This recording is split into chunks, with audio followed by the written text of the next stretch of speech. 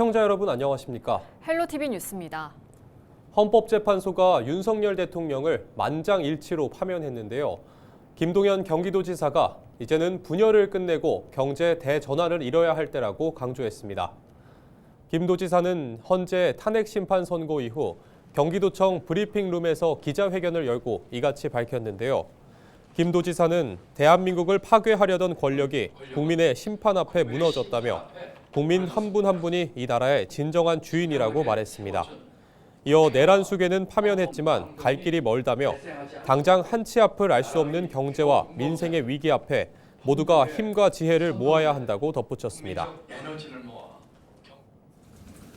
이제는 광장의 분열과 적대를 끝내고 국민적 에너지를 모아 경제 대전환을 이뤄내야 합니다. 빛의 혁명 이후 대한민국은 완전히 달라져야 합니다.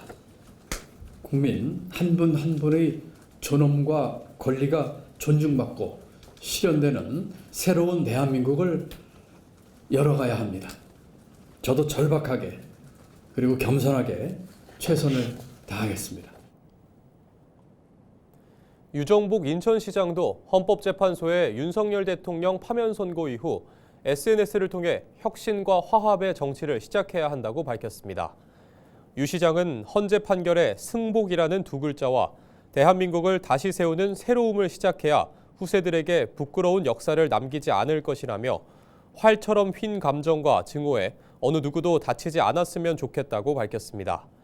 유 시장은 또 이 고통을 만들어낸 정치인들이 국민을 힘들게 하는 정치가 아닌 국민에게 힘을 드리는 혁신과 화합의 정치를 이제부터라고 시작해야 한다고 덧붙였습니다. 오랜 기간 이렇다 할 진척이 없는 부천 영상문화산업단지 개발 계획을 두고 최근 부천 지역 정치권이 잇따라 입장 표명에 나섰습니다. 우선 협상자와 결국 계약을 이어가기로 부천시가 결정한 건데 지방선거를 1년을 앞둔 시점에서 사업 향방에 변화가 생길지 관심이 쏠립니다. 이정하 기자가 보도합니다. 답보 상태였던 부천 영상문화산업단지 개발 계획을 두고 먼저 지적에 나선 건 더불어민주당 부천을 지역위원회였습니다. 부천을 지역구 국회의원인 김기표 의원은 지난 총선 당시 부천 영상문화산업단지 내 글로벌 의료복합단지 조성을 주요 공약으로 내놓았습니다. 부천시의 기존 사업계획과는 전혀 다른 구상이었습니다. 결국 GS건설 컨소시엄과 별다른 대안 없이 다시 1년 연장 협약을 선택한 부천시를 향해 반대 목소리를 분명히 한 것으로 풀이됩니다. 핵심은 현재 개발 계획을 원점에서 재검토하고 새로운 방식의 개발 계획을 수립해야 한다는 겁니다.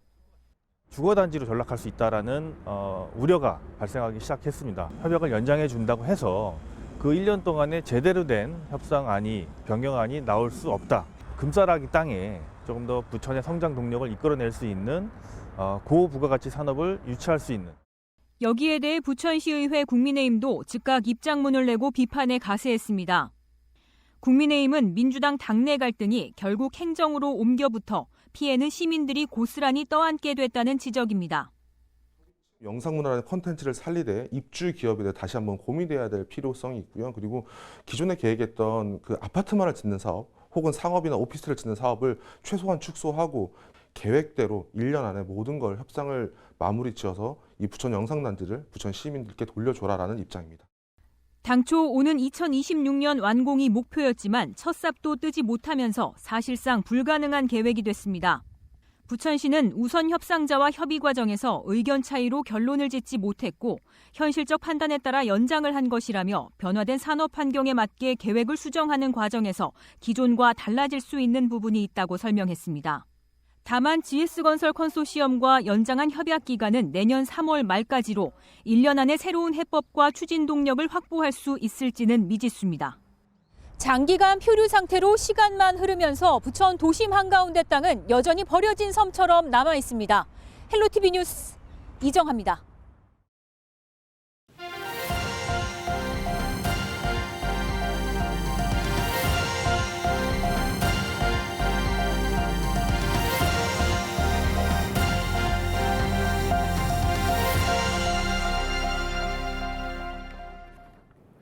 국민 국민의힘 인천시당이 전자칠판 납품비리 사건에 연루된 조현영 인천시 의원을 제명 조치했습니다.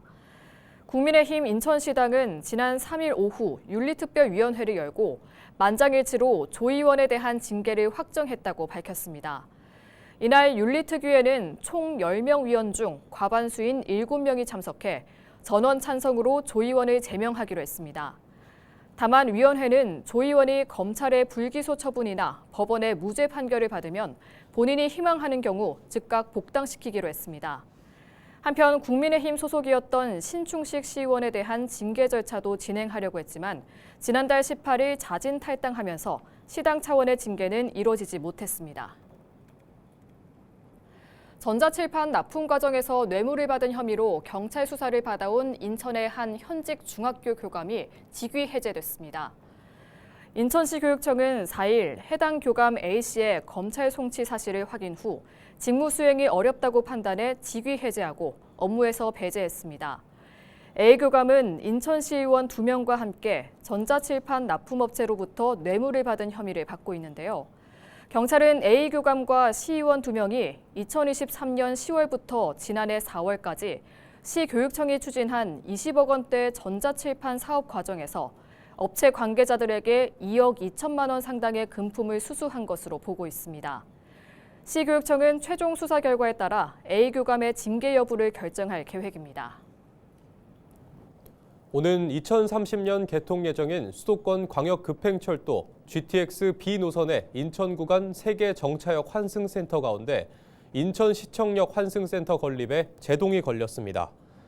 인천시는 최근 행안부 지방재정중앙투자심사에서 인천시청역 환승센터 조성 사업에 대해 재검토 통보를 받은 것으로 드러났습니다. 이 사업은 인천시청 옆 중앙공원 4지구에 연면적 15,000제곱미터 규모로 건립해 환승주차장과 버스와 택시 환승시설 등을 조성하는 계획입니다. 행안부는 이번 재검토 통보에서 경제적 타당성과 운영수지 분석 등에 대한 세부 산출 근거 제시를 요구한 것으로 전해졌습니다. 인천시는 자료 보완을 거쳐 올해 하반기 중앙투자심사를 재신청할 방침입니다. GTX B 노선의 인천 구간 정차역 환승센터는 인천시청역을 포함해 부평역과 인천대 입구역 환승센터 등 모두 3곳입니다.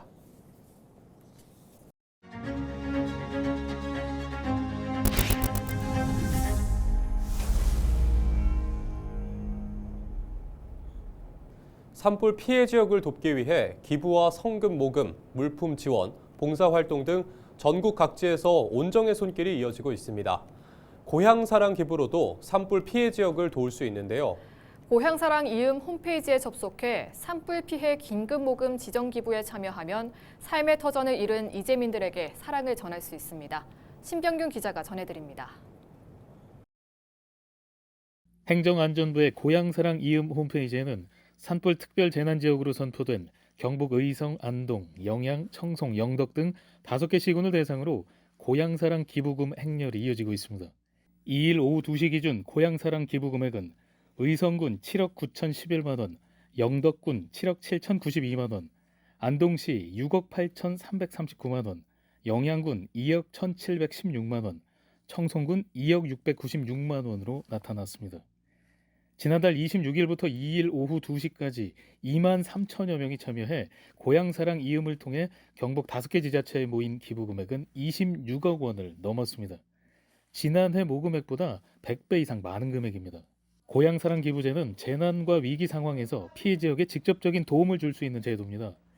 기부는 고향사랑 이음 사이트에 접속해 기부하기, 지역 선택, 특정 사업 선택, 산불 피해 복구 긴급 모금 순으로 참여할 수 있습니다.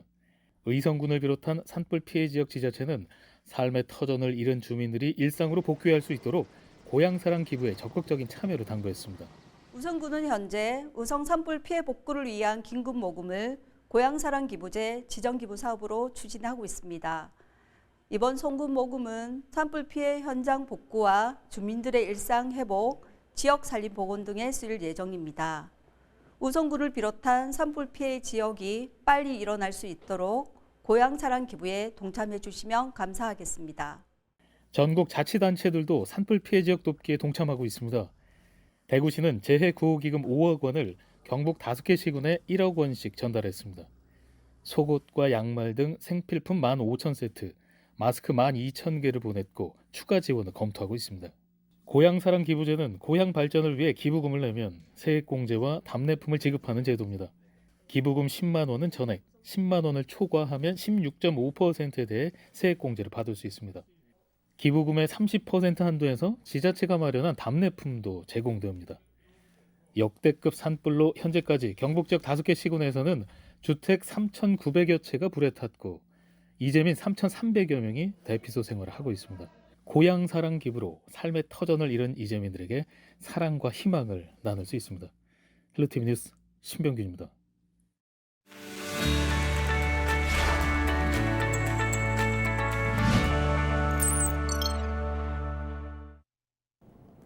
우리 지역 국회의원들의 한 주간 활동 상황 살펴보는 국회는 지금입니다. 더불어민주당 이건태 국회의원이 어르신의 안전하고 건강한 노후를 위한 노인학대 범죄 처벌 및 피해자 보호 등에 관한 특례 법안을 대표 발의했습니다. 보건복지부의 노인학대 현황 보고서를 보면 지난 2023년 한 해 동안 노인학대 신고 건수는 21,936건에 이르고 있습니다. 전년도인 2022년 대비 12.2% 늘었고 2019년보다는 36.5% 급증했습니다. 노인학대 판정을 받은 건수도 2023년 7,025건으로 2019년 5,243건보다 34% 증가했습니다. 현재 노인학대 범죄와 피해자 보호에 관한 규정이 노인복지법에 한정돼 있고 가정폭력 범죄의 처벌 등에 관한 특례법과 아동학대 범죄의 처벌 등에 관한 특례법 등 유사 법률에 비하면 피해자와 신고인에 대한 법적 보호 장치가 미흡한 실정입니다. 이에 이 의원은 노인복지법상 노인학대 관련 규정을 분리해 아동학대, 가정폭력 처벌법과 같은 별도의 법률로 제정하도록 했습니다. 또한 노인학대 피해자 지원을 위한 사항들을 구체적으로 명시해 노인학대 피해자 보호의 실효성을 강화했습니다. 인천에 지역구를 둔 22대 국회의원 14명 중 10명의 재산이 증가한 것으로 나타났습니다. 가장 많은 재산을 보유한 의원은 국민의힘 윤상현 의원으로 177억 2,105만 원이며 더불어민주당 모경종 의원은 1,950만 원으로 가장 적은 재산액을 신고했습니다. 국회 공직자윤리위원회가 공개한 2025년 정기재산 변동 신고 내역을 보면 윤상현 의원은 전년도 재산 총액 240억 5,523만 원보다 63억 3,418만 원 감소한 177억 2,105만 원을 신고했습니다. 재산 총액 2위는 국민의힘 배준영 의원으로 52억 6,100만 원에서 54억 6,500만 원으로 2억 원가량 늘었습니다. 이어 더불어민주당 유동수 의원이 41억 3,962만 1,000원, 이재명 더불어민주당 대표가 30억 8,914만 3천 원, 박찬대 민주당 원내대표가 29억 6,574만 1,000원 등의 순서로 각각 신고했습니다. 이외에도 박선원 의원은 8억 3,300만 원, 노종면 의원은 23억 4,400만 원을 신고했습니다. 전반적으로 인천 지역 의원들의 정치자금 계좌 잔액은 대부분 증가했습니다.